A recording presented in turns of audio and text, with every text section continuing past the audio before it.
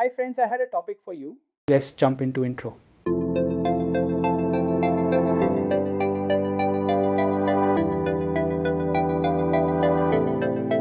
Have you ever wondered how to take control of your computer? What if I told you that a powerful tool lies just beneath the surface of your operating system? Yes, I'm talking about Linux and its basic commands. If you're curious about Linux or simply want to expand your computer skills, you've clicked on the right video. Today we'll explore some basic yet crucial Linux commands that can help you navigate and use your system like a pro. By the end of this tutorial, you'll feel confident using the terminal, whether for personal projects or professional tasks. Commands allow you to communicate with the system directly. Now let's dive into the first command, ls. The ls command lists files and directories in your current directory. To use it, simply type ls and hit enter. You'll see a list of all files and folders. If you want more details, type lsl to see file permissions, ownership and size. cd.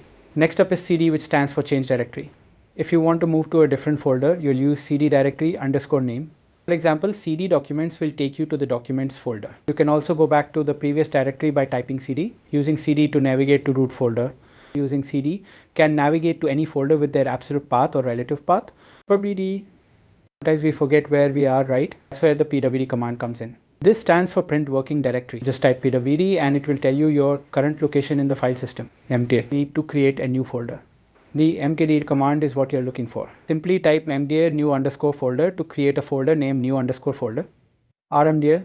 If you want to remove a directory, rmdir will help you. Just type rmdir folder underscore name to delete that folder. But be careful, it only works on empty folders. Touch. Want to create a new file. The touch command can do that. Just type touch filename.txt to create an empty text file. You can name it whatever you want. cp. Now if you need to copy files, the cp command is your friend. You can use it like the cp source underscore file destination to create a copy of the file in a new location. There are several other options available like mentioned in screen. mv. If you want to move or rename a file, you can use the mv command. There are several other options available like mentioned in screen. Just type mv old underscore file underscore name new underscore file underscore name to rename it, or mv file underscore name path to directory to move it. rm. If you need to delete a file, the rm command will do the trick. Type rm file underscore name to remove that file. There are several other options available like mentioned in screen. Be careful as this action is permanent. Man. Lastly, the man command is like your personal help guide for other commands. Type man command underscore name, for example man ls, and you'll see the manual page that provides details on how to use it.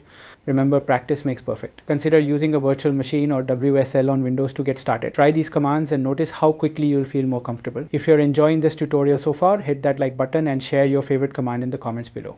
As we conclude, remember these commands are just the beginning. Learning Linux opens up a world of possibilities for you. Whether it's managing files, development, or understanding systems better, mastering these basics is a fantastic step. Thanks for watching, and if you found this video helpful, don't forget to subscribe for more tutorials. Keep exploring and see you in the next video.